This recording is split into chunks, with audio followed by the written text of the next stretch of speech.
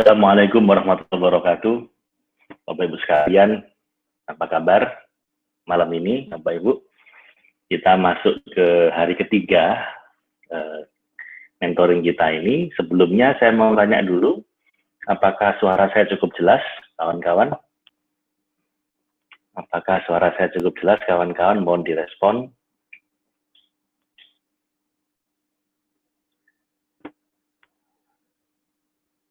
Apakah suara saya sama gambar saya cukup jelas Bapak Ibu?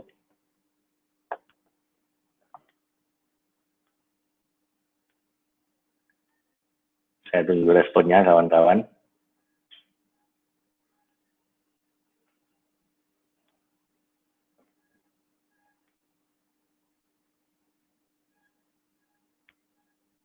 Sip, Bu Siti, terima kasih.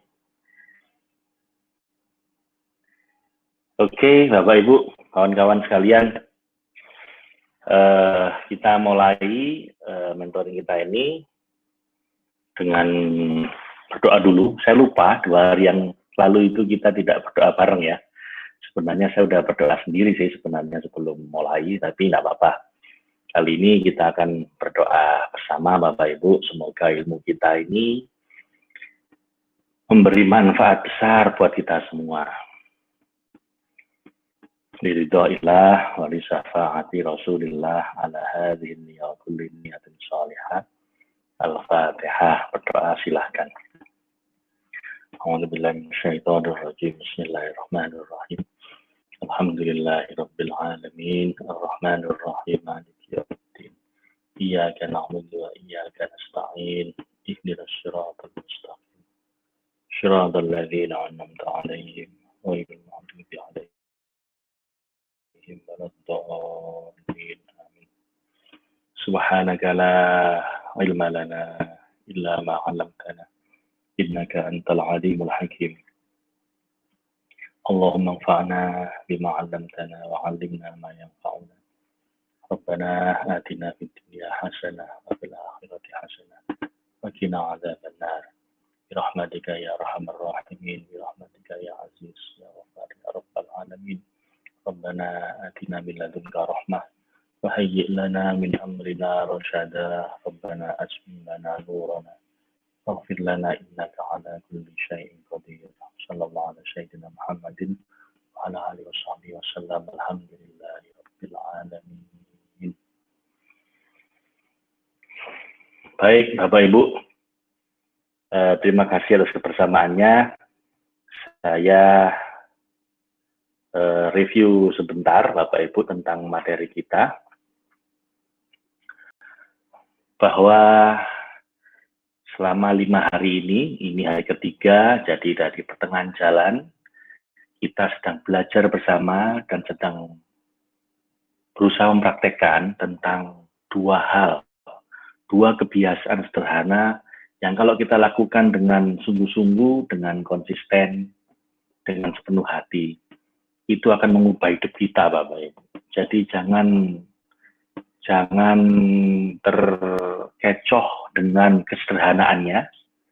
Mungkin Anda akan meremehkan karena begitu sederhananya ini, tapi ya Bapak Ibu, kalau Anda belajar sepanjang sejarah, ajaran-ajaran inti dari agama kita, terbukti di penelitian-penelitian ilmiah juga bahwa 2 hal ini akan benar-benar bisa mengubah hidup kita kalau kita jalani dengan setia, dengan sepenuh hati. Dan kalau cukup banyak orang melakukan ini, akan mengubah dunia kita. So, Bapak Ibu, apa 2 itu sudah kita sampaikan kemarin berupa 2 kebiasaan, yaitu gratitude and compassion. Gratitude sudah kita sampaikan kemarin, atau gratefulness, yaitu memiliki hati yang selalu bersyukur, memiliki the discipline of gratitude, mendisiplinkan hati untuk selalu melihat sisi yang bisa kita syukuri, bahkan ketika kita sedang menderita sekalipun.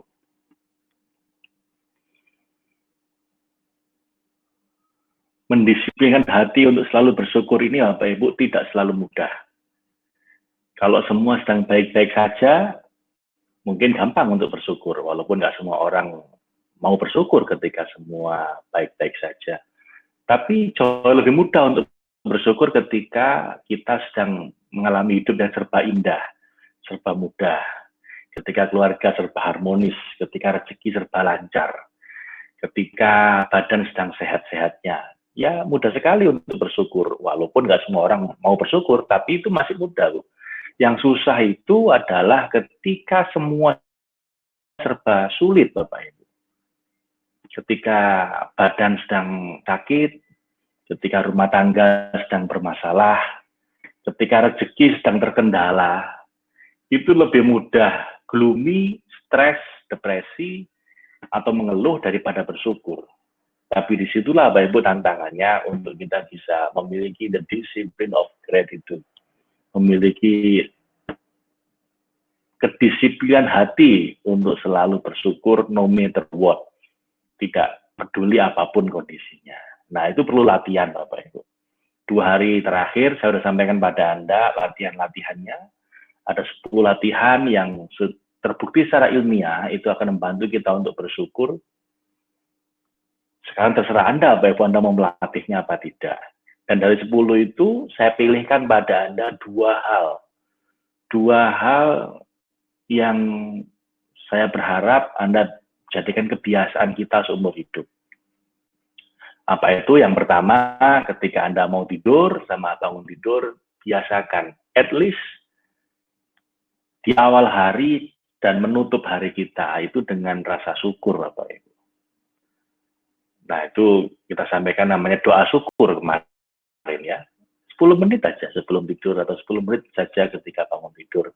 Luangkan waktu untuk menghitung karunia Allah pada kita. Kita hitung satu-satu, kita ingat lagi satu-satu dan kita ucapkan terima kasih, bersyukur sama Tuhan, sama Allah, apa saja karunia Tuhan yang diberikan pada kita. Itu akan membuat hari Anda ditutup dengan rasa syukur dan dibuka, dimulai dengan rasa syukur. Itu penting sekali ya Bapak Ibu untuk menjadikan hari itu, sepanjang hari itu kita hal-hal baik datang pada kita. Yang kedua adalah kalau tadi itu mau tidur dan bangun tidur, yang kedua kita latih kemarin yaitu nafas syukur.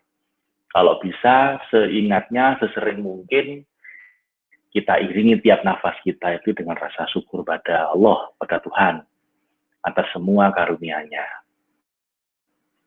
Dengan tiap tarikan nafas, Anda ucapkan Allah, ketika hembuskan nafas, Anda ucapkan Alhamdulillah. Oh, Alhamdulillah, Allah, Alhamdulillah.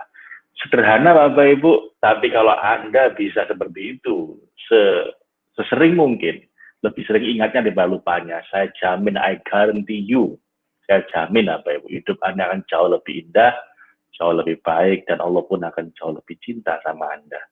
Karena Anda dimasukkan dalam hamba-hamba yang bersyukur insya Allah. Min ibadiyas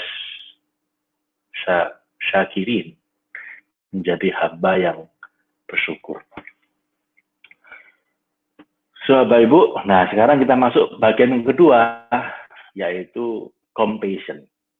Ini ajaran inti agama juga, Bapak Ibu, memiliki hati yang welas asih, Raufur Rahim. Nah, ini juga sederhana, dan saya akan coba sampaikan di awal ini penelitian ilmiahnya tentang compassion, tentang kebaikan hati.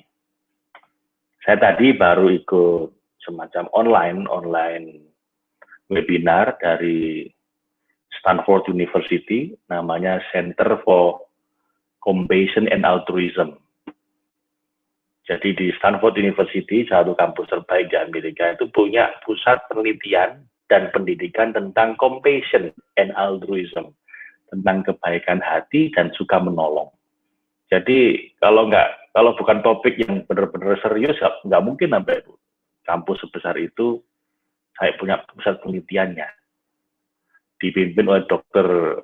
James Doty, itu seorang neurosurgeon, seorang ahli bedah saraf yang meneliti tentang ini puluhan tahun. Dan dia malah bikin trainingnya. Trainingnya itu 1 tahun, kira-kira 10 bulan, seharga saya nggak tahu $7.000. $7.000 dia hampir 100 juta Bapak Ibu untuk menjadi applied compassion practitioner. Jadi untuk menjadi practitioner dalam hal compassion ini, bahkan Stanford bikin kursus selama setahun dengan harga $7.000. Artinya ini topik yang sepertinya soft, topik yang kayaknya apa ya bukan hal yang istimewa mungkin bagi banyak orang, tapi bagi orang yang mendalami benar ini topik serius, ini topik yang benar-benar penting untuk kita pelajari, kita kuasai. So kita mulai saja Bapak Ibu tentang compassion ini. Kita bahas dulu tentang compassion dalam agama. Manakah yang lebih mengundang cintanya Tuhan? Ibadah vertikal atau ibadah horizontal, ibadah langsung mahdhah pada Allah, atau ibadah yang itu berkaitan dengan sesama manusia. Tentu saja Bapak Ibu seharusnya ini tidak kita benturkan ya, dua-duanya penting, hablum minallah hablum minannas.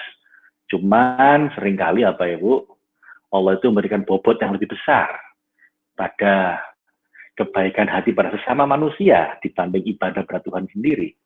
Kenapa? Karena pada hakikatnya Allah nggak butuh ibadah kita. Kalau kita bertauhid, sebenarnya asal ibadah-ibadah inti Anda lakukan, ya sholat, puasa, ini ibadah-ibadah wajib ya Anda lakukan. Sisa waktu, Ibu, sisa waktu Anda itu mestinya lebih banyak digunakan untuk berkhidmat pada sesama manusia. Jadi Allah lebih suka kita berkarya pada manusia dibanding kita menghabiskan waktu untuk ibadah sendirian di rumah. Kalau bisa begitu Pak, apa ada buktinya? Wah banyak ini kalau saya sampaikan. Bisa panjang Bapak Ibu. Ya misalnya Anda pernah dengar cerita ada seorang sahabat Nabi, ibu-ibu yang ahli ibadah, ibadahnya luar biasa. Tapi Nabi cuma tanya, sama tetangga bagaimana? Tetangganya bilang, wah itu Nabi, sama tetangga jahat. Mulutnya ini nggak bisa dijaga sehingga tetangga merasa nggak aman, merasa nggak nyaman di samping dia. Kata Nabi, iya finnar, tempatnya neraka. Nabi itu semua ibadah dia, puasanya, itu sholatnya, semua ibadah sudah dia bagaimana? Kata Nabi, beliau menjawab, habis untuk menebus kedolimannya. Bapak Ibu, ibadah sama Allah sangat serius, tapi sama-sama manusia nggak baik, dienolkan Bapak Ibu sama Allah. Ada sebuah hadis qudsi mengatakan juga ada seorang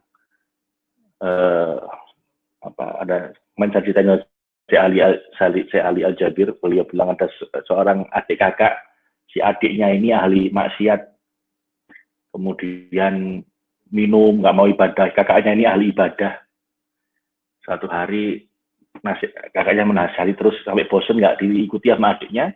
Nah suatu hari kakaknya karena terlalu kesel hati sama adiknya, dia bilang Allah tidak akan mengampuni dosamu gitu. Jadi disumpahin tuh adiknya oleh kakaknya yang ahli ibadah, gara-gara terlalu kesel sama adiknya yang maksiat terus nggak mau ibadah, kakaknya bilang Allah tidak akan mengampuni dosamu. Langsung Bapak Ibu Allah menyampaikan pada nabinya, sampaikan pada dia bahwa mulai hari ini kosong-kosong. Artinya apa? Adiknya aku ampuni dosa-dosanya, sementara ibadah kakaknya aku hapuskan semua. Kenapa? Karena Allah tersinggung. Kamu ini siapa kok mau mewakili aku mengatakan tidak mengampuni dosanya orang?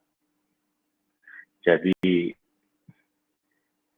nggak boleh Bapak Ibu, walaupun kita ahli ibadah lalu mencaci maki orang yang mungkin ahli maksiat. Berdakwah boleh, menasihati boleh, tapi mencaci maki mereka seakan-akan kita mewakili Tuhan bahwa dia nggak diampuni. Allah tersinggung, kamu ini siapa? Wong ampunannya Allah maha luas. Qul ya ibadiyalladzina asrafu ala anfusihim la taqnatu min rahmatillah. Lagi-lagi Bapak Ibu, ibadah kita yang banyak sama Allah bisa dihapuskan sama Allah gara-gara kita meremehkan orang lain. So, ada juga mungkin sering Anda dengar juga di pengajian-pengajian seorang pelacur tiap hari berbuat dosa banyak, suatu hari dia belas asih sama seekor anjing loh, bukan manusia, anjing yang kehausan, akhirnya dia lepas sepatunya, dia ambil air dari sumur, dia kasih minum anjing itu dengan penuh welas asih, compassion, lalu Allah turun rahmatnya, diampuni semua dosanya sang pelacur ini. Yang cita-cita kayak gini banyak sekali ya Bapak Ibu. Anda ceklah ke guru ngaji Anda bahwa seringkali Allah ngasih bobot yang lebih gede ibadah sosial dibanding ibadah personal. Walaupun ini tidak menjadikan kita berargumen bahwa ibadah vertikal nggak penting. Mohon maaf, jangan salah paham, sama-sama pentingnya ya. Hablum minallah, hablum minallah sama-sama penting, cuman saya ingetin Bapak Ibu. Terutama para ahli ibadah ini. Hati-hati, kalau Anda nggak baik sama orang, itu ibadahnya bisa dihapus sama Allah. Semuanya. Ya, iblis itu tergelincir dari surga bukan karena nggak mau ibadah. Ibadahnya udah lebih dulu dari malaikat, seniornya malaikat. Tapi gara-gara nggak mau menghormat sama Adam, sombong, merasa dia lebih baik, diusir sama Allah dari surga. Yang di surga aja diusir, apalagi yang belum masuk. Gara-gara kesombongan dengan sama manusia. So, Bapak Ibu, ala kulli hal kesimpulannya, dua-duanya penting, ibadah vertikal dan ibadah horizontal, cuman tolong jangan dilupakan. Milikilah hati yang baik sama orang lain. Compassion.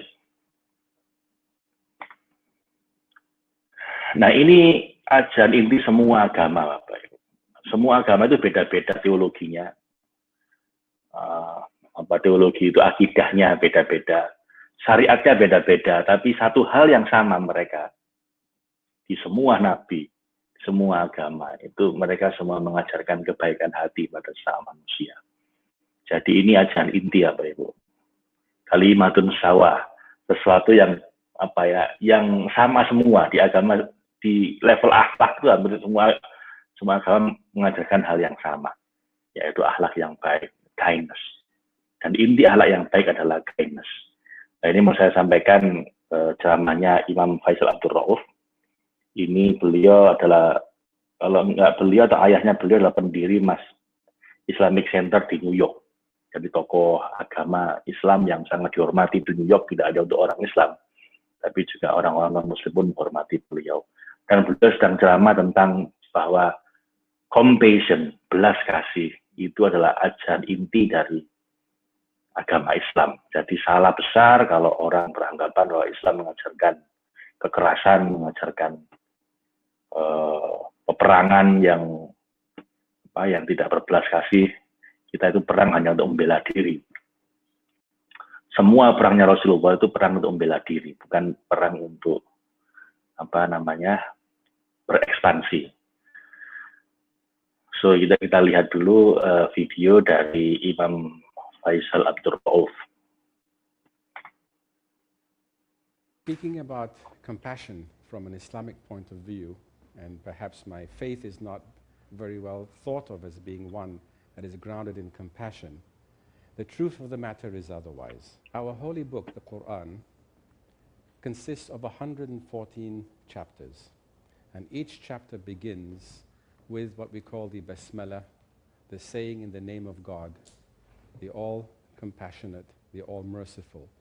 Or as Sir Richard Burton, not the Richard Burton who was married to Elizabeth Taylor, but the Sir Richard Burton who lived a century before that and who was a worldwide traveler and translator of many works of literature, translates it as in the name of God, the compassionating the compassionate. And in a saying of the Quran, which to Muslims is God speaking to humanity, God says to his Prophet Muhammad, whom we believe to be the last of a series of prophets, beginning with Adam, including Noah, including Moses, including Abraham, including Jesus Christ, and ending with Muhammad, said that we have not sent you, O Muhammad, except as a rahmah, except as a source of compassion to humanity. And for us human beings, and certainly for us as Muslims, whose mission and whose purpose in following the path of the Prophet is to make ourselves as much like the Prophet, and the Prophet in one of his sayings said, adorn yourselves with the attributes of God. And because God himself said that the primary attribute of his is compassion, in fact the Quran says that God decreed upon himself compassion. or reined himself in by compassion. Therefore, our objective and our mission must be to be sources of compassion, activators of compassion, actors of compassion, and speakers of compassion and doers of compassion.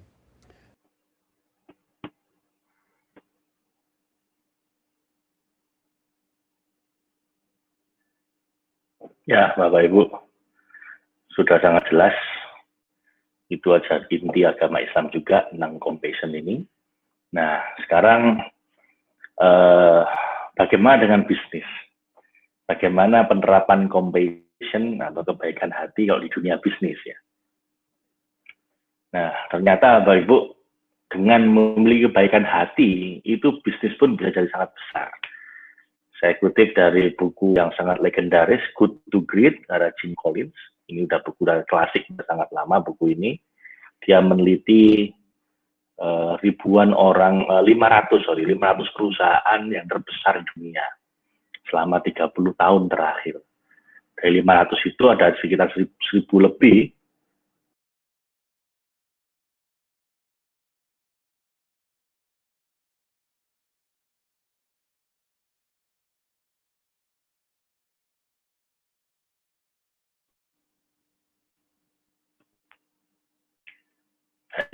maaf tadi suaranya putus ya.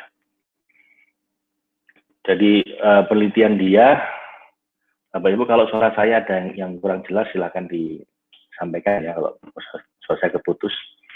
Tadi baru saya refresh soalnya. Sorry, suara saya apakah sudah oke sekarang? Karena baru saya refresh ini.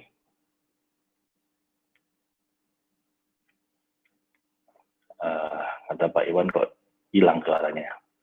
Suara saya masih udah oke apa belum kawan-kawan? Sudah jelas? Karena baru saya refresh. Oke, sip. Baik Bapak Ibu, ini sekarang kalau ajaran agama saya kira sangat jelas, walaupun banyak orang salah paham bahwa dianggap Islam itu penuh kekerasan, tapi padahal sebenarnya Islam itu adalah agama compassion, agama kebaikan hati. Nah sekarang kalau di bisnis bagaimana Pak? Karena di bisnis itu kita nggak boleh terlalu baik Pak, kita harus profit oriented gitu. Ternyata Bapak Ibu salah juga. Penelitian dari Jim Collins dalam bukunya Good to Great, dia meneliti perusahaan-perusahaan di dunia yang masuk dalam 500 perusahaan terbesar dunia atau Fortune 500. Itu selama 30 tahun terakhir ada sekitar 1.000 lebih perusahaan, 1.500-an perusahaan yang pernah masuk dalam daftar itu. Jadi ada yang keluar, ada yang masuk, ada yang masuk, begitu ada 1.000 lebih. Nah, kemudian yang dia pilih perusahaan-perusahaan yang secara konsisten selama 30 tahun terakhir itu ada di daftar itu terus. Dan ternyata nggak lebih dari 20 perusahaan Bapak Ibu yang konsisten itu. Kebanyakan ada yang masuk, ada yang keluar. Nah, yang tetap konsisten itu ada nggak sampai 20 perusahaan. Lalu dia teliti, apa inti kunci dari 20 perusahaan ini? Kira-kira beberapa belas perusahaan aja yang benar-benar konsisten di situ. Lalu dia bandingkan dengan perusahaan sejenis yang tidak konsisten di situ. Akhirnya dia temukan rumus yang dia sebut dengan good to great, perbedaan perusahaan-perusahaan yang great company, perusahaan yang luar biasa hebat, yang secara konsisten di daftar Fortune 500 dengan perusahaan yang biasa-biasa saja yang kadang masuk kadang keluar, dia bandingkan dan dia temukan ada 5 pembeda utama perusahaan-perusahaan yang luar biasa hebat ini.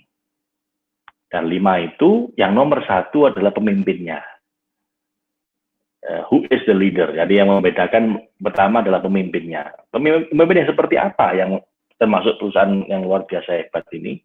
Dia sebut dengan level 5 of leadership, pemimpin level kelima. Seperti apa pemimpin level kelima ini? Dia sebut pemimpin yang mengkombinasikan 2 hal. Kerendahan hati, humbleness, dan ambisi. Ambition for greater good. Dan ambisi, tapi nggak sembarang ambisi. Ambisi untuk memberikan kontribusi yang besar untuk sebanyak mungkin orang. Tapi bukan berambisi untuk perusahaan jadi hebat, jadi mengalahkan pesaing, bukan itu. Tapi ambisi untuk memberikan kontribusi besar bagi sebanyak mungkin orang. Ambition for greater good. Dan kombinasi dua ini Bapak Ibu disebut dengan pemimpin level kelima. Nah, salah satu perusahaan itu Anda tahu semua, namanya Google. Google ini punya 7 produk yang dipakai 1 miliar lebih orang. Beberapa produknya dipakai 2 miliar lebih orang. Dan kita semua pakai, dari mulai Google Search Engine, sampai Google Map untuk petanya. Bahkan kalau Anda pakai Waze pun dia juga punyanya Google. Google YouTube juga punya Google. Anda semua juga lihat itu. Google Mail, Gmail, hampir semua kita pakai Gmail, udah jarang yang pakai Yahoo, dan seterusnya. Jadi Android, HP Anda kemudian juga punya Google Android, kecuali Anda pakai iPhone mungkin, tapi lebih banyak Android saya kira yang pakai. Ada 7 produk Google yang dipakai oleh 1 sampai 2 miliar lebih orang. Apa kuncinya? Salah satunya Bapak Ibu, Google itu mengembangkan culture of compassion atau budaya kebaikan hati di perusahaannya. Nah ini saya sampaikan ceramah dari mantan karyawan dia, nama Chad Meng-Tan, yang ngurusi kebahagiaan karyawan. Sekarang beliau udah keluar, dia bikin perusahaan sendiri namanya Search Inside Yourself, Saili Institute. Kebetulan beliau bikin training for trainers kemarin yang ngajarian tentang compassion ini, dan saya ikut trainingnya di San Francisco waktu itu selama berapa hari, 2 hari training basicnya, kemudian 5 hari training for trainers, ngajarin tentang compassion. Dan nggak murah itu, apa 2 hari $1.500, yang 5 hari kira-kira 5.000 apa, total kira-kira $7.000. Cuman karena saya mahasiswa waktu itu saya dapat diskon lumayan. Tapi intinya Bapak Ibu, ini jadi topik yang sangat serius, sangat populer di banyak perusahaan-perusahaan besar di dunia. Dia akhirnya begitu keluar dari Google, dia ajarkan ini ke Microsoft, ke Intel, ke perusahaan-perusahaan teknologi di Amerika, kemudian dia buka cabang di Jerman, di banyak negara yang lain. Dan saya salah satu orang yang ikut training for trainers beliau di San Francisco waktu itu. So kita lihat dulu Bapak Ibu, bagaimana culture of compassion ini dikembangkan di Google dan menjadi salah satu resep untuk keberhasilan perusahaan kelas dunia ini.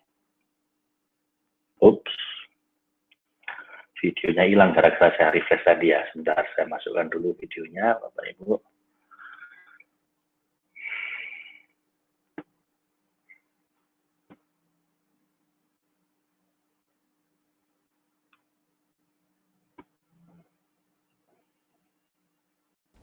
So, I started paying attention to what compassion looks like in a business setting. Fortunately, I didn't have to look very far, because what I was looking for was right in front of my eyes, right in Google, my company. I know there are other compassionate companies in the world, but Google is sort of the place I'm familiar with because I've been there for 10 years. So I'll use Google as the case study. Google is a company born of idealism. It's a company that thrives on idealism. And maybe because of that, compassion is organic and widespread company-wide. In Google, expressions of corporate compassion almost always follow the same pattern. It's sort of a funny pattern. It starts with a small group of Googlers taking the initiative to do something. And they don't usually ask for permission. They just go ahead and do it. And then other Googlers join in, and it just gets bigger and bigger. And sometimes it gets big enough to become official. So, in other words, it almost always starts from bottom up. And let me give you some examples.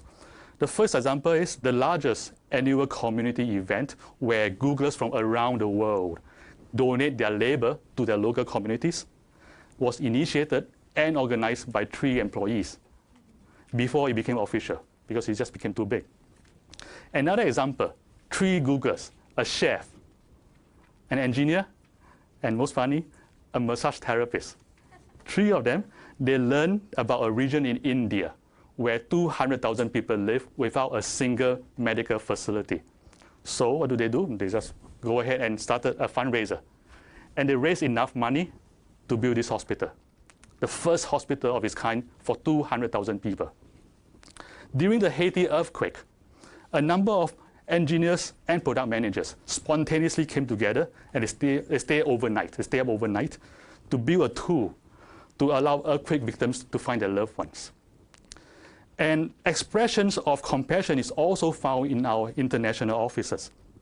In China, for example, one mid-level employee initiated the largest social action competition in China, involving more than 1,000 schools in China, working on issues such as education, poverty, healthcare, and the environment.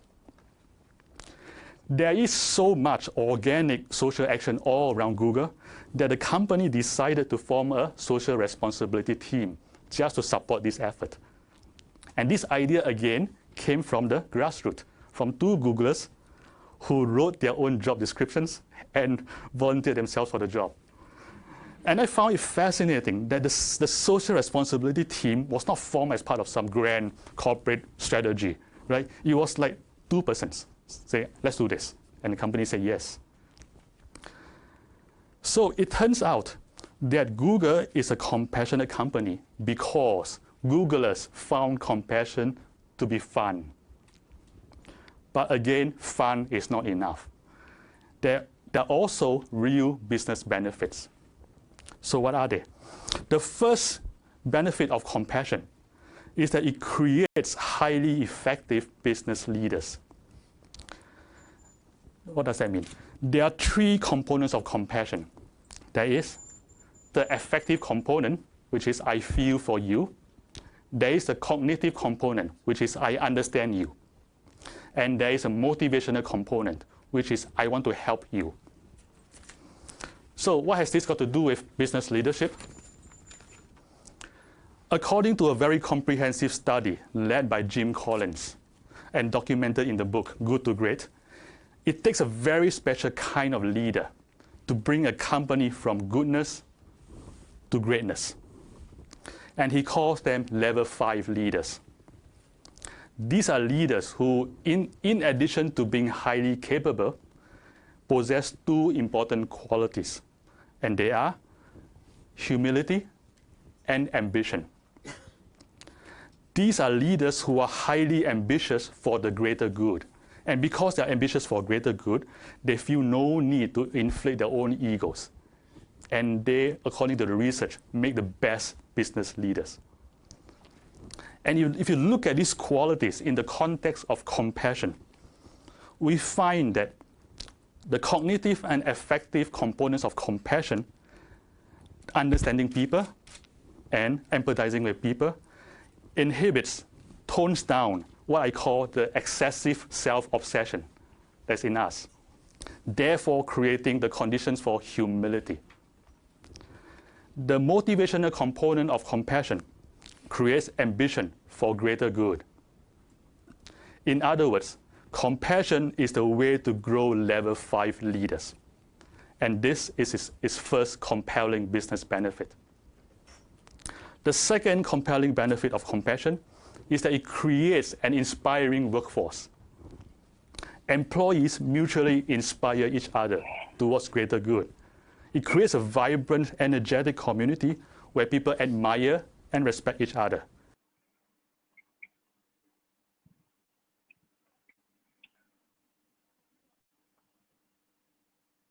Baik, Bapak Ibu, itu saya simpulkan di sini. Tadi dikatakan bahwa untuk menjadi baik hati itu Anda perlu 3 hal. Jadi yang pertama adalah aku memahamimu di level pikiran ya. Jadi ada 3 dimensi kebaikan hati. Yang pertama level pikiran, yang kedua level perasaan, yang ketiga level tindakan. Jadi level pikiran itu I understand you, aku memahamimu. Kemudian di level perasaan, aku merasakanmu, I Aku merasakan kesusahanmu. I feel, I empathize, I feel for you. Jadi saya ikut merasakan apa yang kamu rasakan. Yang terakhir, bentuknya tindakan. Aku membantumu. Nah, Bapak Ibu, tiga-tiga ini harus ada semua. Jadi kalau Anda ingin jadi orang baik hati, Anda perlu tiga-tiga ini. Yang pertama, pikirannya baik hati, perasaannya baik hati, tindakannya baik hati. Karena kalau hilang satu, jadi nggak lengkap. Misalnya begini, kalau Anda cuma bisa merasakan, saya ikut merasakan penderitaanmu, I empathize you, I feel for you. Lalu saya juga akan membantumu. Anda ngasih uang misalnya ke dia. Tapi Anda nggak memahami dia. Kira-kira pas nggak? Jadi Anda tanpa memahami dia, Anda cuma merasakan penderitaan dia, langsung kemudian Anda segera bantu dia. Nah, masalahnya kalau Anda nggak memahami dia, langsung bantu. Belum tentu bantuan Anda itu cocok untuk dia. Misalnya, Anda merasa bahwa semua orang butuh uang. Lalu Anda merasa orang ini sedang menderita, jadi saya kasih uang. Padahal bagi dia, uang nggak terlalu penting. Mungkin bagi dia yang penting adalah kebersamaan Anda. Kalau Anda berkunjung ke dia, kemudian mendengarkan keluhan dia, itu bagi dia jauh lebih berharga dibanding uang.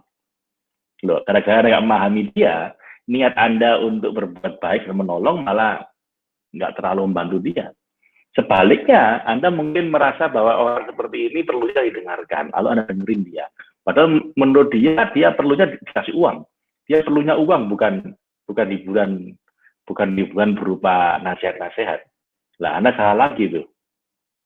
Bapak Ibu, langkah pertama adalah kalau mau membantu orang atau baik hati sama orang, Anda harus pahami dulu apa yang dia perlukan. Yang kedua misalnya, kemungkinan kedua, Anda mungkin paham sama dia, Anda memahami kebutuhan dia, lalu Anda bantu dia. Karena oh iya saya paham bahwa dia butuh uang, dan memang benar dia butuhnya uang. Lalu Anda langsung bantu dia dengan uang, tapi Anda nggak pakai perasaan. Jadi Anda nggak berempati dengan dia. Pokoknya dia butuh uang, saya kasih uang. Lalu cara Anda ngasih uangnya itu menyinggung perasaan dia. Mungkin dengan dengan kata-kata yang membuat dia tersinggung lah. Kenapa? Gara-gara Anda tidak berempati dengan dia. Itu pun juga nggak optimal bantuannya, Pak Ibu. Gara-gara Anda nggak berempati dengan dia. Atau yang ketiga, hubungan ketiga, Anda pikirannya memahami dia, perasaannya juga ikut merasakan perasaan kesusahan dia, tapi Anda nggak melakukan apapun, tidak membantu apapun. Itu pun juga tidak terlalu baik hati juga. Ya, Anda memahami dia, Anda berempati, tapi kemudian tidak melakukan apapun untuk membantu dia. Nanti dia ngomongnya ya, kamu cuma ngomong doang. Gitu. Bapak Ibu, tiga-tiganya ini perlu. Kalau Anda mau berbuat baik atau memiliki compassion, kebaikan hati, Anda perlu di 3 level ini. Di pikiran Anda memahami dia, di perasaan Anda berempati dengan kesusahan dia, di level tindakan Anda do something. Anda melakukan sesuatu untuk membantu dia. Nggak harus uang, pokoknya Anda melakukan sesuatu. Bisa dengan tenaga, bisa dengan doa. Bisa juga dengan uang juga bisa. Tapi intinya Bapak Ibu, tiga-tiganya ini harus ada. Nah, sekarang hari ini saya ingin Bapak Ibu Anda fokus latihannya dan belajar tentang memahami di level 1 dulu. Nanti besok baru kita pelajarin latihan untuk yang level 2 dan level 3, perasaan dan tindakan. Sekarang kita fokus ke memahami dulu. I understand you. Bapak Ibu, kadang-kadang cukup dengan memahami orangnya, itu Anda udah berbuat baik pada dia, udah punya kebaikan hati pada dia. Saya kasih contoh ini saya ambil dari Stephen Covey dulu. Jadi dia pernah menemui seseorang di sebuah gerbong kereta api, ada orang baru masuk, seorang ayah bersama anaknya umur kira-kira 7 tahun. Lalu anaknya ini Bapak Ibu bikin kisruh satu gerbong kereta. Kenapa? teriak-teriak, kemudian dorong-dorong orang, pokoknya gangguin orang-orang di dalam satu gerbong kereta itu. Lah herannya ayahnya diem saja, tidak berusaha menghentikan kenakalan anaknya, tidak juga berusaha menasihati, cuma melihat dengan tatapan kosong ke anaknya itu. Lalu satu gerbong kereta ini mulai terganggu sama anak ini, dan akhirnya mereka nggak tahan, mereka ngomong ke orang tua, ke ayahnya ini, Pak, Bapak ini gimana sih? Anak Anda itu loh, udah gangguin orang satu gerbong. Mbok dinasihati. Ini orang-orang udah merasa nggak nyaman. Berapa orang udah mau marah sama bapaknya ini. Kalau Anda menjadi salah satu orang di gerbong kereta itu apa ya, Bu? Kira-kira Anda merasa seperti banyak orang itu enggak? Anda merasa orang tua ini, ayahnya ini nggak benar. Anaknya ini nakal dibiarin. Anaknya juga begitu. Ini anak kok nggak tahu diri. Gitu. Nggak punya akhlak misalnya. Dorong-dorong orang, kemudian ludah-ludah, atau kemudian teriak-teriak. Anda pasti ikut tersinggung apa Ibu ya? Mestinya begitu kan? Nah, tapi apa ya Bu, Stephen Covey mengamati, melihat ketika sang bapak tadi diomongin salah satu penumpang itu untuk menghentikan kenakalan anaknya, bapaknya cuma bilang gini, saya tidak tahu harus ngomong apa, karena istri saya, ibunya anak ini, baru meninggal tadi pagi. Coba bayangkan, Bapak Ibu. Kira-kira Anda begitu dapat informasi baru ini, Anda jadi masih marah nggak sama anak tadi? Masih nganggep orang tua ini orang tua yang nggak tahu diri, nggak yang membiarkan anaknya nakal? Kalau Anda seperti kebanyakan orang di situ, Bapak Ibu, mestinya Anda tidak lagi menganggap ayahnya ini nggak tahu diri atau anaknya nakal. Anda pasti akan berubah total jadi kasihan. Kenapa? Ya gara-gara satu hal aja. Gara-gara Anda cuman sekarang memahami posisi orang itu. Nah, Bapak Ibu, yang kayak gini sering sebenarnya terjadi. Kita tuh sering menghakimi orang, tersinggung sama seseorang, atau nganggap orang itu jahat, jelek. Itu hanya gara-gara kita nggak tahu sebenarnya dia sedang bergumul, sedang mengalami apa dalam hidupnya. Kita kadang-kadang jadi jahat di media sosial, ngasih komentar-komentar yang menjelekkan orang, memaki-maki orang. Padahal kita nggak tahu sebenarnya dia itu, di balik itu ada apa. Dan tiap orang apa itu bergumul dengan masalahnya sendiri-sendiri. Kita, saya, dan semua orang kita di sekitar kita ini sedang bergumul, sedang mengalami masalahnya masing-masing. Yang kita nggak tahu. Karena itu, Bapak Ibu, jangan pernah menghakimi orang lain. Be kind always. We never know. Kita nggak pernah tahu setiap orang itu sedang bergumul, sedang mengalami kopioan hidup yang seperti apa.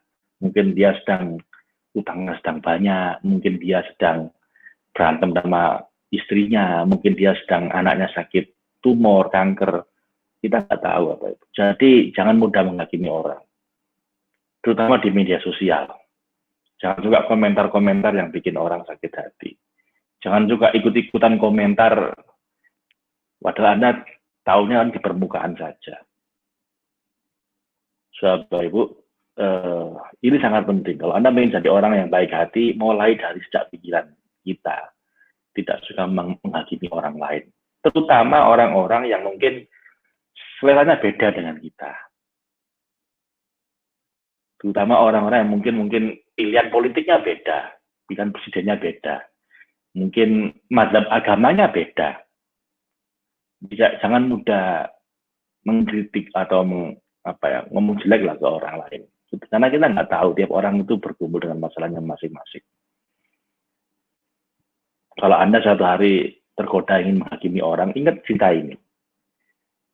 Anda pasti ingin menghakimi bapaknya bahwa dia bapak yang nggak benar. Sampai Anda dapat informasi bahwa ternyata istrinya baru meninggal dunia. Baru Anda bisa paham bahwa, oh, ya kalau gitu Anda nggak jadi marah sama orang tuanya. Bapak Ibu, I understand you. Ini penting sekali saya sampaikan, karena sedang musim sekarang ini. Orang hanya gara-gara beda madhab, beda pilihan politik, saling menghakimi satu sama lain. Dan kita semua ini apa Ibu? Kita semua manusia ini terkena sindrom yang disebut dengan confirmation bias, motivated reasoning. Kita ini cenderung cenderung menghakimi orang lain. Kenapa ya? Karena confirmation bias. Ini mungkin penjelasannya agak rumit kalau dalam bahasa psikologi. Saya jelaskannya dengan bahasa yang gampang. Kalau kita udah cinta, biasanya kita buta pada kekurangan orang itu. Disebut dengan cinta buta. Kalau kita udah benci sama seseorang, kita tuli atas kebaikan-kebaikan dia. Paling gampang waktu kemarin lah, waktu kita pilpres. Saya nggak tahu pilihan politik Anda yang mana, pilihan presiden Anda yang mana. Kalau Anda udah pilih A, capres A, Anda pasti nggak suka sama semua yang ada di capres B. Gitu nggak kira-kira? Iya dong, kita semua kayak begitu. Begitu Anda milih A, maka semua kejelekan A Anda maklumi. Karena Anda sudah jatuh cinta sama dia, Anda buta dengan kekurangannya. Dan kalau Anda sudah milih A, semua kebaikan si B nggak Anda anggap. Kenapa? Anda udah benci tuli. Anda tuli dengan kebaikan dia. Kok bisa begitu? Ya kita semua kena confirmation bias. Kita itu hanya menyaring informasi, hanya sesuai yang kita suka aja. Jadi kalau itu ustadz favorit Anda, apapun yang dia omongkan Anda amini. Kalau itu bukan ustadz yang Anda sukai, apapun yang dia omongkan Anda nggak suka. Walaupun dia ngomong benar, Anda cenderung curiga, Anda cenderung mengkritisi dia. Gitu nggak kita?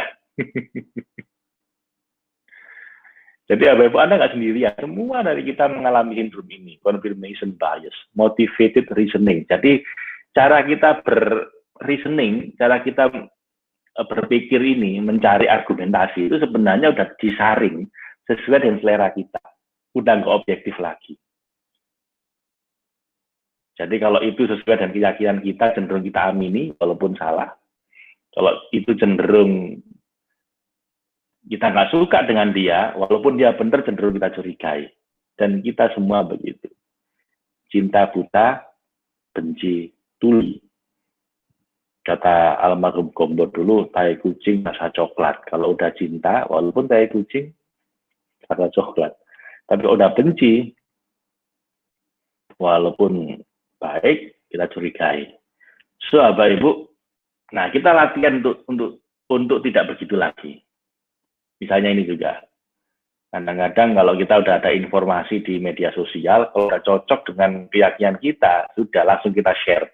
Padahal belum tentu benar itu, bisa jadi itu hoax. Tapi kalau udah cocok dengan keyakinan kita, dengan pilihan politik kita, dengan mazhab agama kita, pilihan mazhab kita nggak pakai ngecek biasanya, langsung aja kita share. Bahkan dia bilang, apakah kamu udah ngecek dan recheck lagi apa yang kamu share ini? Dia bilang, oh enggak perlu, kan sesuai dengan keyakinan saya, pendapat saya. Ini awalnya dalam bahasa Inggris saya terjemahkan. Jadi pokoknya kalau cocok sama selera kita, langsung aja kita share. Kita nggak pakai ngecek dulu bener apa enggaknya. Sementara kalau pokoknya nggak cocok dengan selera kita, walaupun dia ngomongnya benar, kita curigai, jangan-jangan ini hoax. Gitu kan, Ibu. Jadi kita ini cenderung tidak adil dalam berpikir kita. Sehingga terjadi berantem nggak berhenti-berhenti. Capres kemarin. Bapak Ibu, latihan kita terhindar dari ini. Nah, tadi itu namanya disebut dengan dalam psikologi fundamental attribution error. Jadi kesalahan mendasar di mana kita menilai orang lain berdasarkan perbuatannya. Ini yang kedua ya.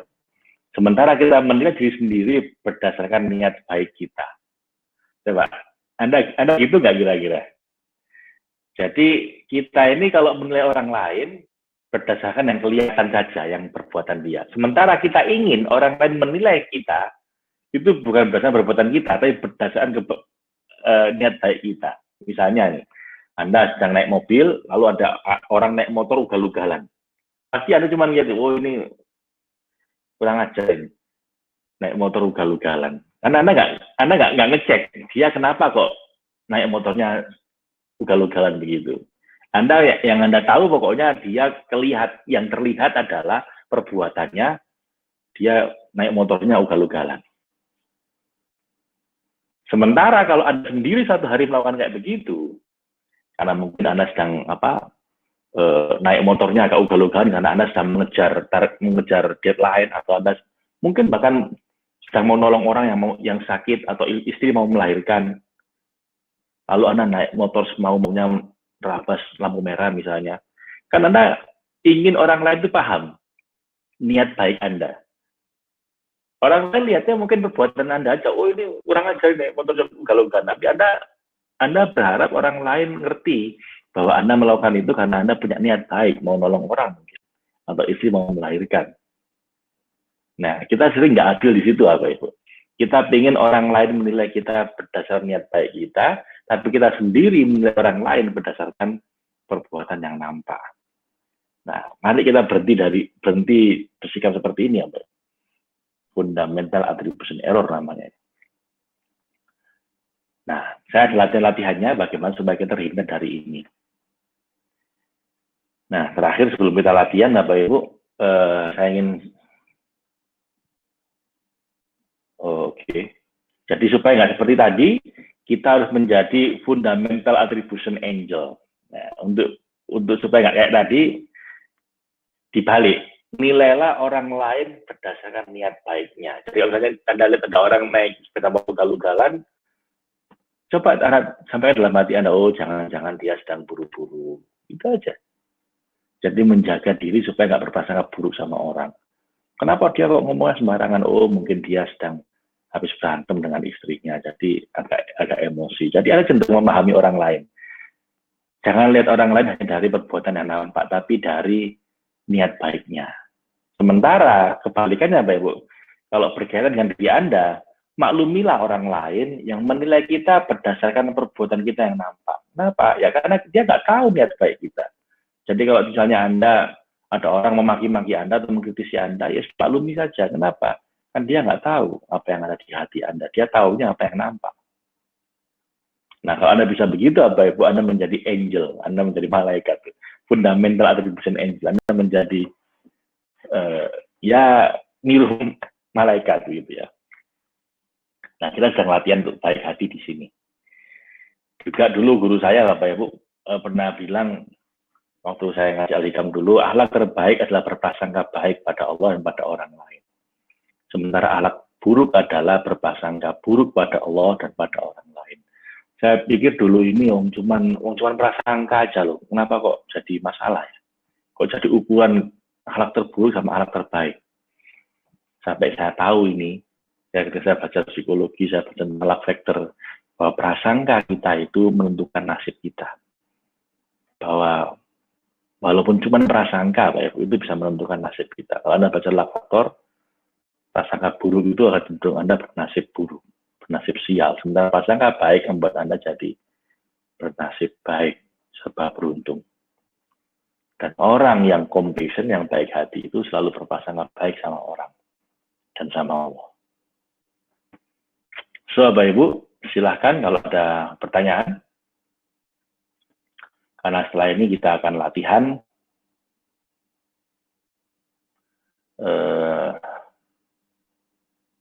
Ada pertanyaan, saya persilahkan.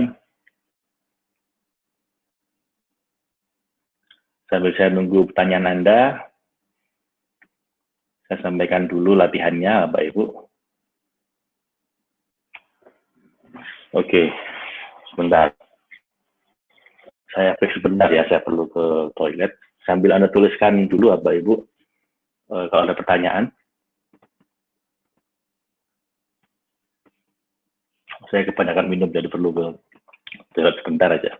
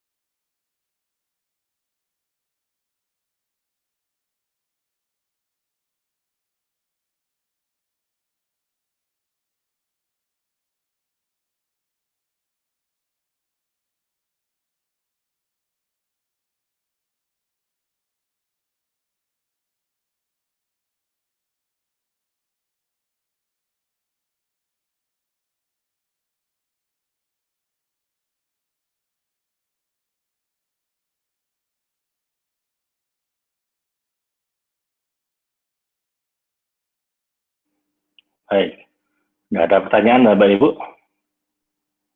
Suara saya cukup jelas?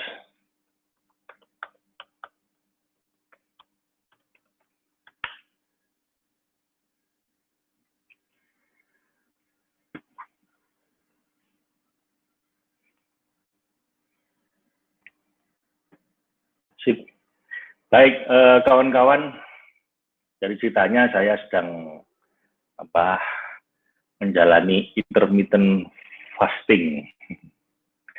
Jadi saya tetap puasa normal hari Kamis ini, tapi kemudian setelah buka puasa saya cuma minum air putih. Saya nanti bukanya jam 9:30. Jadi saya tadi minum air putih terus hampir 2 liter ini. Habis maghrib tadi, jadi agak karena kebanyakan minum air akhirnya jadi ingin ke belakang tadi. Baik Bapak Ibu, ini home fun-nya ya. Home fun-nya adalah kita sedang mau melepaskan diri dari kecenderungan normal untuk menghakimi orang lain.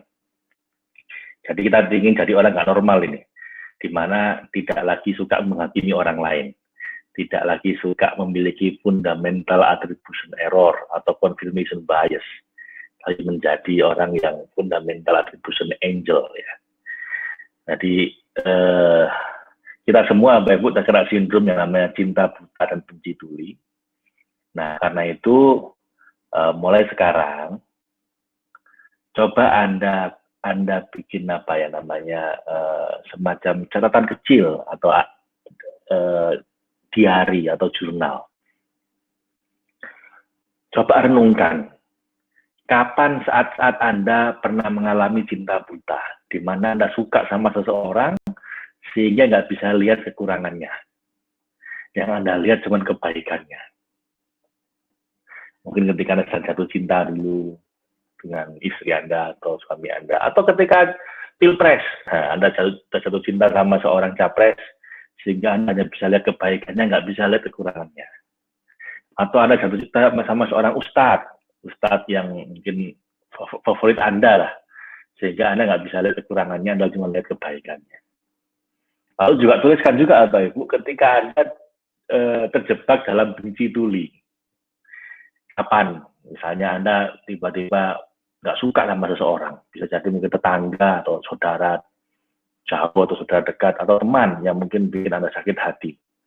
Coba begitu Anda udah benci sama dia, tiba-tiba yang nampak itu kekurangan dia semua. Paling gampang gini lah, ketika Anda sedang marahan sama pasangan Anda, tiba-tiba yang terikat kan semua kejelekan dia. Anda tiba-tiba mengabaikan semua kebaikan dia. Gitu nggak? Pernah nggak Anda ngambek 3 hari sama pasangan Anda sedang marahan sama pasangan Anda, dan dalam kondisi ngambek itu, dalam 3 hari itu tiba-tiba pikiran Anda itu ingat semua kejelekan dia, dan lupa dengan kebaikan dia. Pernah nggak kayak gitu? Coba dituliskan. Atau ketika capres kemarin, Anda nggak suka sama capres tertentu, coba tiba-tiba ada nampak di Anda cuma kekurangan dia semua. Kebaikan dia Anda nggak bisa lihat. Kayak gitu nggak? Atau dengan seorang ustadz yang Anda nggak suka, ustadz dari kelompok lain mungkin, yang bukan kelompok favorit Anda. Anda tiba-tiba lihat bahkan ustadz yang ngomong yang baik pun, tiba-tiba jadi nampak jelek di depan Anda. Tiba-tiba Anda jadi lihat kekurangannya. Kayak gitu nggak? Atau lihat sosmed Anda. Ada nggak orang-orang yang Anda nggak suka? Kan tiba-tiba Anda jadi nggak suka dengan semua. Tiba-tiba dia punya banyak kekurangan. Kelebihannya nggak ada. Coba Anda tuliskan itu. Anda tuliskan supaya Anda menyadari bahwa selama ini Anda itu nggak objektif. Selama ini Anda itu, bukannya Anda, termasuk saya mungkin juga ya, kita semua ini cenderung kalau udah nggak suka sama orang, yang kita lihat semua kekurangan dia. Kita nggak mau menghargai kebaikan dia. Kayak nggak ada baiknya orang itu. Sebenarnya kalau udah benci sama orang ya, kalau udah suka sama orang, tiba-tiba ya nampak kebaikan dia semua. Padahal Bapak Ibu, kalau boleh jujur, bukankah semua orang kita, Anda punya kekurangan, punya kelebihan. Ya toh? Semua termasuk orang yang Anda nggak suka itu, termasuk orang yang Anda cintai itu. Semua punya kekurangan kelebihan. Kita aja yang bukan gara-gara selera kita tertutup semua kebaikan dia, yang kelihatan kejelekannya, atau sebaliknya. Nah, ini latihannya, Bu. Latihan Anda sadari itu, Anda tuliskan. Supaya kita nggak jadi cinta buta, benci tuli, akhirnya berantem. Padahal ya sama-sama nggak objektifnya sebenarnya. Makanya saya suka jadi pengamat. Kalau orang berantem ini ya, terutama di Pilpres kemarin, menurut saya sama aja. Dua kubu sama-sama ada orang-orang kayak begitu. So, saya lebih suka dari jembatan yang menghubungkan dua kubu manapun, bukan hanya kubu politik, tapi juga kubu mazhab-mazhab. Itu saya lebih suka dari jembatannya. Cuman resiko dari jembatan apa itu diinjak-injak. Nggak disukai dua kubu. Kenapa? Kedua-duanya nganggap kita ini musuh. Kenapa? Karena kalau kamu nggak pro aku, berarti kamu musuhku. Kan gitu. If you not with us, you against us. Itu doktrinnya George Bush dulu ketika nyerang Irak. Kalau kamu nggak mau bersama dengan aku, berarti kamu musuhku. Nah, itu resikonya kalau jadi jembatan aku. Dan saya siap dapat resiko itu. Asal rukun, asal damai. So, Bapak Ibu, itu PR Anda. Nah, kalau Anda udah nuliskan itu, nah, ayo kita rubah kecenderungan kita jadi yang awalnya error jadi angel. Caranya bagaimana? Nah, ini caranya Bapak Ibu. Setelah tuliskan tadi itu, Anda boleh menyadari, lalu sering ingatkan diri Anda, jika satu hari Anda terjebak dalam pola pikir error tadi itu, menghakimi orang lain, seperti saat Anda menemui kejadian apa, maka ubahlah pola pikir Anda itu menjadi angel, serta memaklumi, dengan cara membayangkan niat baiknya. Misalnya, Anda ada musuh politik Anda yang Anda rasa ini nggak benar ini. Coba sekali-sekali Anda bayangkan, jangan-jangan dia punya niat baik. Atau mungkin ustadz yang Anda nggak suka dari kubu sebelah misalnya. Kalau Anda merasa ini ustadz nggak benar, coba Anda bayangkan, jangan-jangan dia juga punya niat baik. Dengan kelakuan seperti itu, jangan-jangan dia juga punya niat baik. Nah, coba Anda resapi kebaikan dia. Gini ya, saya tidak minta Anda untuk pindah kubu, atau Anda jadi merasa jadi setuju dengan pendapat orang yang Anda nggak suka. Bukan seperti itu. Saya cuma ingin Anda jadi orang yang lebih baik hati. Lebih mau memahami orang lain, tidak menghakimi orang lain. Tidak harus setuju dengan dia. Tidak harus mendukung dia. Tapi paling tidak milikilah, kalaupun paling tidak sedikit kebaikan hati untuk memahami perspektif dia. Bahwa dia juga manusia. Bahwa dia juga ingin bahagia. Bahwa dia juga bergelut dengan masalah dia sendiri. Jadi be kind always. Ya Bapak Ibu, itu yang ingin Anda melatih ini. Ini nggak mudah, tapi insya Allah Bapak Ibu Anda mau serius berlatih, Anda akan mulai lebih baik hati. Lebih soft lah ya, lebih moderat. Nggak terlalu kencang dengan pendapat Anda. Gitu. Oke, karena orangnya macam-macam. Jadi itu akhlaknya Rasulullah, Bapak Ibu, di mana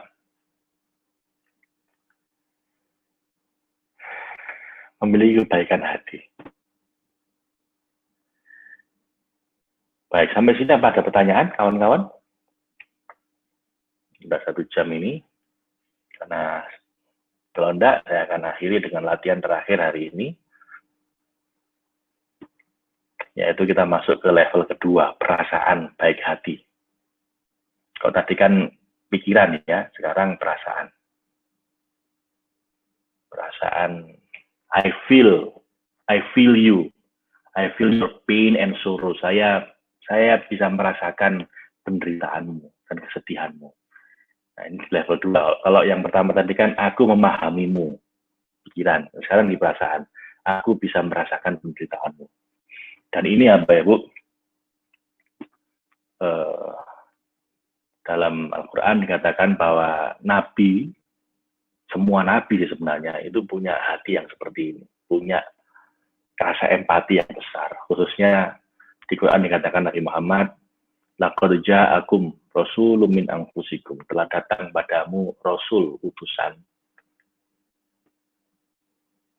dari yang min anfusikum, jadi mirip sama kamu, dari bukan malaikat. Artinya apa? Dia juga bisa ngantuk, dia juga bisa punya emosi, dia juga lapar.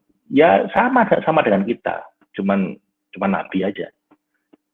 Laqad ja'akum rasulun min anfusikum. Jadi sama seperti kamu, cuman bedanya, istimewanya beliau ini apa? Azizun alaihi ma anittum. Beliau itu punya rasa empati yang tinggi. Kalau ada orang susah, beliau jadi ikut merasakan susah. Azizun alaihi ma anittum. Penderitaanmu, beliau juga ikut merasakan penderitaanmu. Bapak Ibu, makanya ini kalau kita bisa begini ya Bapak Ibu, itu sebenarnya kita sedang meniru akhlaknya Nabi. Kita sedang meniru kondisi hatinya para Nabi, khususnya Nabi Muhammad. Harisun alaikum, lemah lembut padamu, bil mu'minina ra'ufur rahim, dan kepada orang-orang mukmin beliau memiliki loving kindness, compassion. Bapak Ibu, kita sedang latihan untuk niru hatinya para nabi. Azizun alaihi ma anittum, berempati atas penderitaan orang lain. Nah, latihannya namanya prayer of compassion atau doa kebaikan hati. Nah, sekarang kita mau latihan ini. Kalau ada pertanyaan, saya akan langsung ajak Anda untuk latihan. Dan semoga Anda bisa latih nanti di rumah. Anda akan latihan sendiri nanti. Saya kasih musik pengiring dulu, Bapak Ibu. Ya, nyaman. Kalau ada pertanyaan, saya persilahkan ya. Sebelum saya langsung ke sini. Latihan kita. Oke. Baik, Bapak Ibu. 2 hari terakhir latihannya tentang syukur. Nah, sekarang latihannya tentang kebaikan hati. Mirip latihannya. Jadi kayak kemarin juga, cuman kali ini doa. Kalau kemarin doa syukur, kalau sekarang doa kebaikan hati. Kita mulai Bapak Ibu ya, siap ya. Bismillahirrahmanirrahim.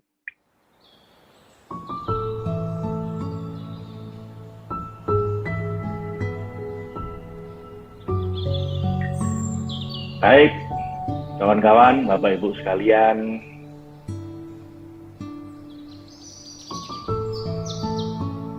silahkan Anda cari posisi duduk yang nyaman, tangan di atas paha, menghadap ke atas, kayak orang berdoa tapi rileks, taruh di atas paha tangannya. Lalu kawan-kawan, Anda mulai sadari nafas Anda. Kita nafas syukur kayak kemarin. Sadari nafas Anda. Jadi kita awali dengan nafas syukur dulu. Ketika tarik nafas, rasakan Allah.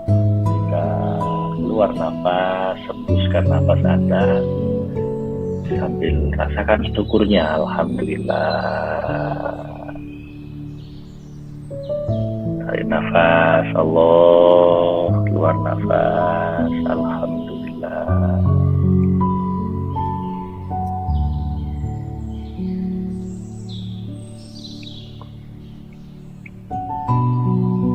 Tarik nafas, Allah. Keluar nafas, alhamdulillahirabbil alamin.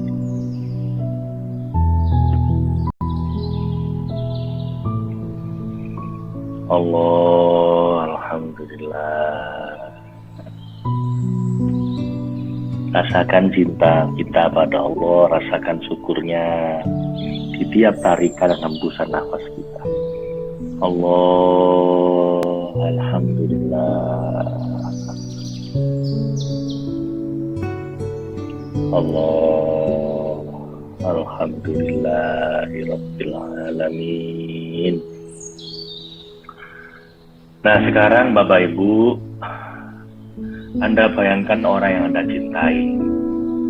Boleh orang tua Anda, boleh pasangan Anda, istri atau suami, boleh juga anak-anak Anda. Lalu sambil bayangkan orang yang Anda cintai ini, rasakan cinta Anda pada dia dan ucapkan salam dari jauh. Ini doa salam. Assalamualaikum. Semoga Allah menyelamatkanmu dunia akhirat. Sambil rasakan cinta Anda pada dia, rasakan welas kasih Anda, compassion Anda pada orang Anda cintai ini, ucapkan salam dari jauh, dari dalam hati Anda yang paling tulus. Assalamualaikum, semoga Allah menyelamatkanmu dunia dan akhirat. Warahmatullah, semoga Allah merahmatimu, mencintaimu, menyayangi. Wabarakatuh, semoga Allah memberkahi hidupmu, memberkahi rezekimu, memberkahi keluarga kita. Assalamualaikum warahmatullahi wabarakatuh. Setelah Anda ucapkan itu pada orang yang Anda cintai, sekarang coba doakan juga Bapak Ibu orang-orang yang Anda kenal, yang netral, bukan yang Anda cintai, juga bukan yang Anda benci. Orang-orang netral, mungkin penjual sayur dekat rumah Anda, mungkin saudara jauh Anda, mungkin juga Pak Satpam di depan kampung Anda, orang-orang yang sering Anda jumpai, yang Anda nggak terlalu mencintai dia dan juga tidak membenci dia, yang netral. Bayangkan wajah orang ini, lalu doakan juga dengan doa salam dari jauh. Rasakan ulas kasih Anda pada dia, compassion Anda, lalu doakan dia. Assalamualaikum, semoga Anda semua diselamatkan dunia akhirat sama Allah. Warahmatullah, semoga dirahmati oleh Allah, dicintai, disayangi Anda semua. Wabarakatuh, dan semoga diberkahi oleh Allah rezeki Anda, keluarga Anda, dan hidup Anda. Alhamdulillah, alhamdulillahirabbil alamin. Sekarang Bapak Ibu, Anda cari orang yang Anda benci. Coba Anda bayangkan orang yang Anda nggak suka, orang yang Anda benci. Bisa jadi tetangga Anda mungkin yang Anda nggak suka, atau teman Anda, dulu teman Anda, atau teman di Facebook, atau mungkin capres dulu, atau siapa yang Anda nggak suka dulu, yang bukan yang Anda pilih. Pokoknya orang-orang yang Anda nggak suka, atau mungkin ustadz yang bukan dari kelompok Anda. Orang-orang di medsos yang Anda nggak suka, coba Anda pilih 1-2 orang itu apa itu. Bayangkan wajahnya, kirimkan juga doa untuk dia. Assalamualaikum, semoga Allah menyelamatkan Anda dunia akhirat. Kalau dia mungkin bukan seagama dengan Anda, ya doakan supaya dapat hidayah. Warahmatullah, semoga Tuhan menyayangi Anda, merahmati Anda. Wabarakatuh, semoga hidup Anda diberkahi oleh Tuhan. Rezeki Anda, keluarga Anda diberkahi sama Tuhan. Bapak Ibu, sekali-sekali doakan juga orang yang Anda gak suka. Doakan orang yang Anda suka itu hal yang biasa, tapi mendoakan kebaikan pada orang yang Anda gak suka, itu baru luar biasa. Itulah ujian tertinggi dari kebaikan hati Anda. Terakhir Bapak Ibu, sekarang alhamdulillahirabbil alamin. Doakan juga seluruh alam semesta, seluruh makhluk Tuhan ini doakan juga. Assalamualaikum, semoga Anda semua, semoga kalian semua diselamatkan sama Allah. Warahmatullah, semoga Tuhan menyayangi Anda semua, merahmati Anda semua. Wabarakatuh, semoga diberkahi rezeki Anda, keluarga Anda, hidup Anda. Alhamdulillah, alhamdulillahirabbil alamin. Bapak Ibu, sekali-sekali Anda latih hati Anda untuk baik pada semua orang. Anda boleh coba nanti kalau Anda waktu senggang, Anda lakukan ini lagi. Sangat sederhana, Bapak Ibu, Anda tinggal ulang lagi yang doa syukur, alhamdulillah, alhamdulillah.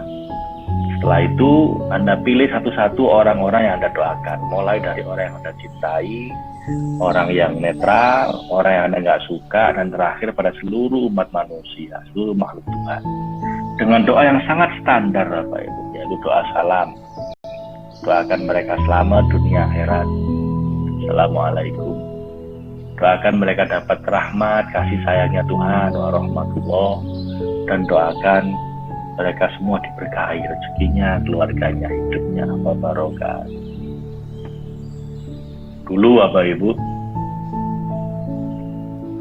seorang cucunya Rasulullah, Sayyidina Husain bin Ali bin Abi Thalib, ketika beliau sedang umroh, beliau tidak pernah berdoa untuk dirinya sendiri. Di saat banyak orang ketika umroh atau haji itu di tempat-tempat mustajabah sibuk berdoa untuk dirinya sendiri, ini cucunya Rasulullah malah nggak berdoa untuk dirinya sendiri, dia sibuk mendoakan orang-orang di sekitar beliau, tetangganya, keluarganya, saudaranya, temannya, satu persatu didoakan. Sampai muridnya heran, tanya, "Guru, kenapa Anda tidak mendoakan diri Anda sendiri, justru tempat-tempat yang paling mustajabah?" Dan sang guru bilang, kalau aku mendoakan orang lain, kalau aku mendoakan hajatnya orang lain, nanti urusanku sendiri akan didoakan oleh 70.000 malaikat. Nggak usah khawatir Bapak Ibu. Kalau Anda sibuk mendoakan orang lain, urusan Anda akan dibereskan sama Allah. Insya Allah. Silakan berlatih Bapak Ibu, mulailah memiliki pikiran yang baik hati dan perasaan yang baik hati. Besok kita akan berlatih tindakan yang baik hati. Selamat berlatih, sampai ketemu lagi besok malam. Terima kasih. Assalamualaikum warahmatullahi wabarakatuh.